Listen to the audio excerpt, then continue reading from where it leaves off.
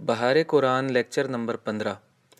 اعوذ باللہ من الشیطان الرجیم، بسم اللہ الرحمن الرحیم، الحمد للہ والصلاة علی اہلہا، اللہم صلی علی محمد وآل محمد وعجل فرجہم۔ قرآن مجید کے پارہ نمبر 15 سے 5 نکات کا انتخاب کیا ہے جو ابھی بیان کیے جائیں گے۔ سب سے پہلا نقطہ خود قرآن مجید سے متعلق ہے کہ قرآن مجید کتاب زندگی ہے۔ سورہ مبارکہ اسراء یا جس کا دوسرا نام بنی اسرائیل ہے، سورہ بنی اسرائیل کی آیت نمبر 9 میں پروردگار ارشاد فرماتا ہے کہ اعوذ باللہ من الشیطان الرجیم، بسم اللہ الرحمن الرحیم، ان هذا القرآن يهدي للتي هي اقوم ويبشر المؤمنين الذين يعملون الصالحات ان لهم اجرا كبيرا، کہ بے شک یہ قرآن اس راستے کی ہدایت کرتا ہے جو بالکل سیدھا ہے، اور ان صاحبان ایمان کو بشارت دیتا ہے جو نیک اعمال بجا لاتے ہیں، اور ان کے لیے بہت بڑا اجر ہے۔ بس قرآن مجید کی بنیاد پر جو زندگی ہم قائم کریں گے وہ مضبوط بنیادوں پر قائم ایک زندگی ہوگی اور بہترین زندگی ہوگی۔ قرآن مجید بیماریوں سے شفا عطا کرتی ہے، روحی بیماریاں، انسان کی جو روحانی بیماریاں ہوتی ہیں ان سے پروردگار شفا عطا فرماتا ہے قرآن مجید کے ذریعے سے، حتیٰ کہ مادی بیماریوں میں بھی قرآن مجید کی تاثیر دیکھی گئی ہے۔ حضرت امیر المؤمنین علیہ الصلوۃ والسلام ارشاد فرماتے ہیں قرآن مجید سے متعلق کہ دواء لیس بعدہ داء، کہ قرآن مجید ایسی دوا ہے کہ جس کے بعد دا یعنی بیماری باقی نہیں رہتی۔ دوسرا نقطہ ہے مبذرین سے متعلق کہ مبذرین یعنی اسراف کرنے والے شیطان کے بھائی ہیں۔ سورہ مبارکہ بنی اسرائیل کی آیت نمبر 27 میں ارشاد ہوتا ہے کہ ان المبذرین کانوا اخوان الشیاطین وکان الشیطان لربہ کفورا، کہ اسراف کرنے والے اور تبذیر کرنے والے شیاطین کے بھائی بند ہیں، اور شیطان تو اپنے پروردگار کا بہت بڑا انکار کرنے والا ہے۔ تبذیر یا اسراف یعنی جہاں پر حق نہیں بنتا وہاں انسان خرچ کرے، اور اس کو شیطان کا بھائی ہونا قرار دیا گیا ہے۔ حضرت امیر المؤمنین علیہ الصلوۃ والسلام کا فرمان ہے، فرماتے ہیں کہ الا وان اعطاء المال فی غیر حقہ تبذیر و اسراف، ڈیفائن کر رہے ہیں، بتا رہے ہیں کہ تبذیر اور اسراف کس کو کہتے ہیں۔ فرماتے ہیں جان لو کہ اپنا مال اس جگہ پر خرچ کرنا یا ایسی جگہ پر دینا کہ جو غیر حق ہو، حق نہ ہو جہاں پر خرچ کرنے کا، وہاں انسان خرچ کر رہا ہو، حق نہ ہو کسی کو دینے کا اور انسان وہاں پر اپنا مال دے رہا ہو، تو اس کو کہتے ہیں تبذیر اور اسراف۔ اور پھر فرماتے ہیں کہ وَهُوَ يَرْفَعُ صَاحِبَهُ فِي الدُّنْيَا، کہ دنیا میں تو جو تبذیر کرنے والا ہے، جو اسراف کرنے والا ہے، اس کا لیول تھوڑا سا بڑھ جاتا ہے، بلند ہو جاتا ہے، لیکن قیامت میں کیا ہوگا؟ وَيَزَعُهُ فِي الْآخِرَةِ، قیامت کے دن یہی اسراف اور یہی تبذیر اس کو پچھاڑے گی، زمین پر گرے گا۔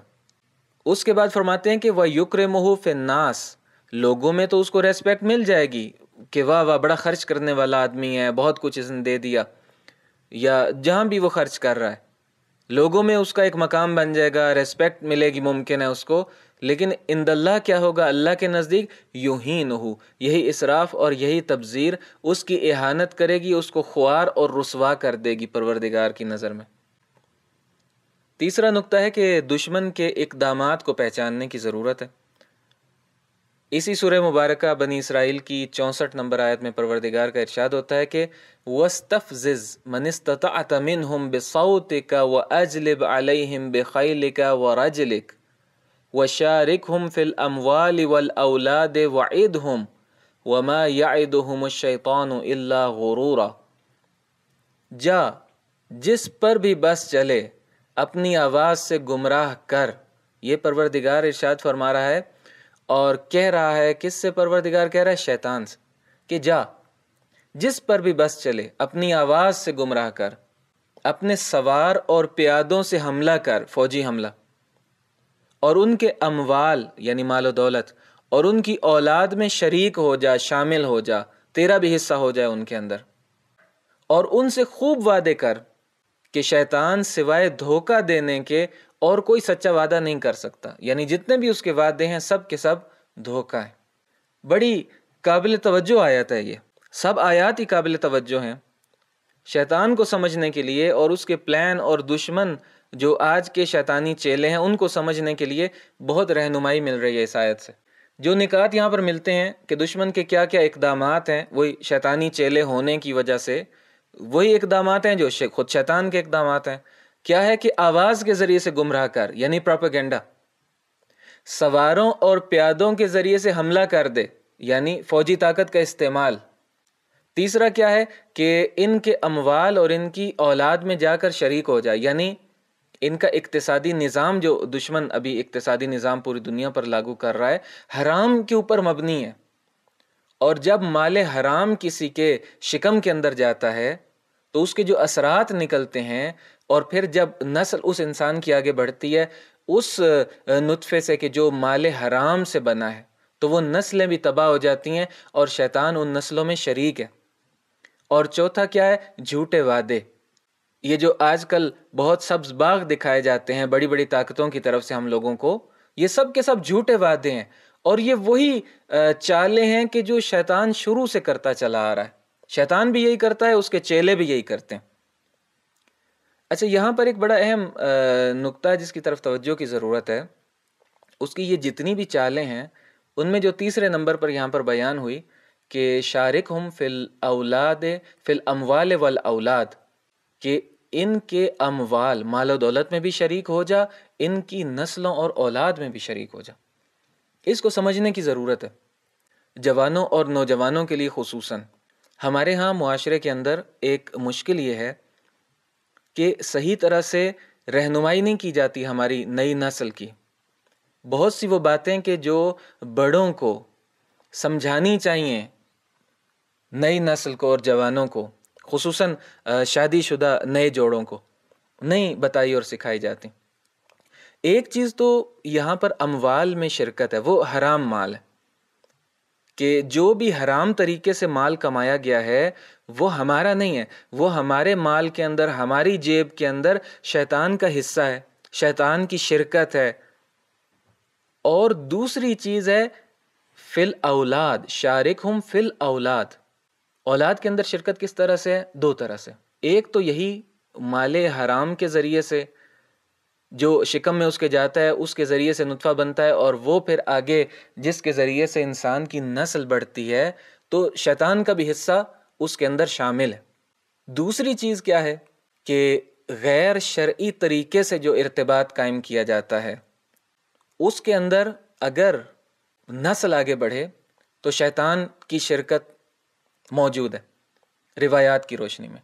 اور تیسری ایک اور چیز بھی ہے کہ اس چیز کو روایات کے اندر مولائے کائنات حضرت علی ابن ابی طالب علیہ الصلاۃ والسلام کے بغض اور ان سے کینے سے تعبیر کیا گیا کہ جو حلال طریقے سے دنیا میں آتا ہے وہ کبھی بھی مولائے کائنات کے ساتھ دل میں بغض اور کینہ نہیں رکھ سکتا۔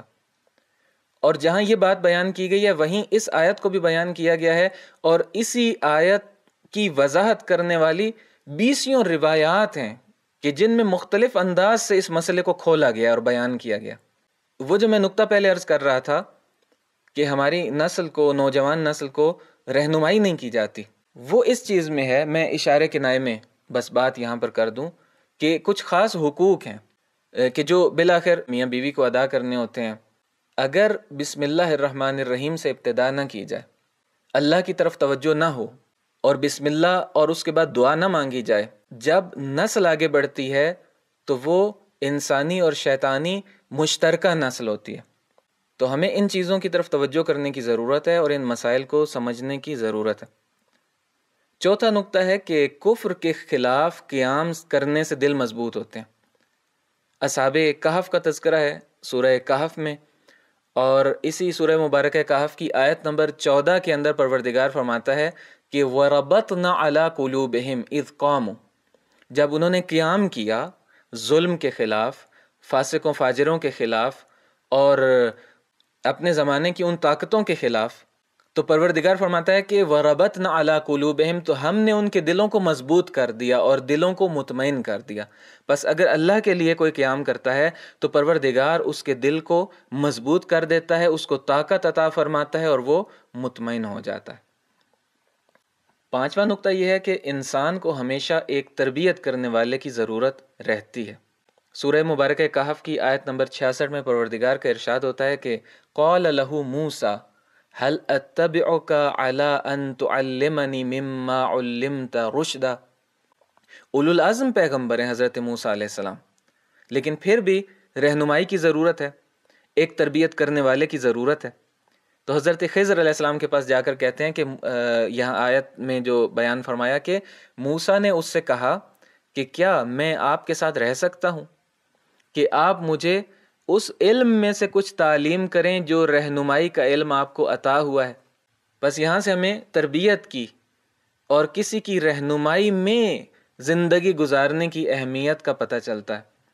اور جب بات حضرت خضر علیہ السلام تک آئی ہے تو روایت میں ملتا ہے کہ ایک نقطہ فقط یہاں عرض کر دوں، روایت میں ملتا ہے کہ پروردگار نے حضرت خضر علیہ السلام کو اس لیے طول عمر عطا کی، اتنی لمبی عمر، اتنی لمبی زندگی، کہ امام زمانہ علیہ السلام کی لمبی زندگی اور طول عمر کی شباہت موجود ہو اور انسانوں کے لیے امام زمانہ علیہ السلام کی اس طولانی عمر اور زندگی کو سمجھنا آسان ہو جائے۔ یہ روایت کے لفظ نہیں ہے، لیکن روایت میں جو بات بیان کی گئی ہے اس سے جو ہمیں سمجھ آتا ہے وہ یہ مطلب تھا۔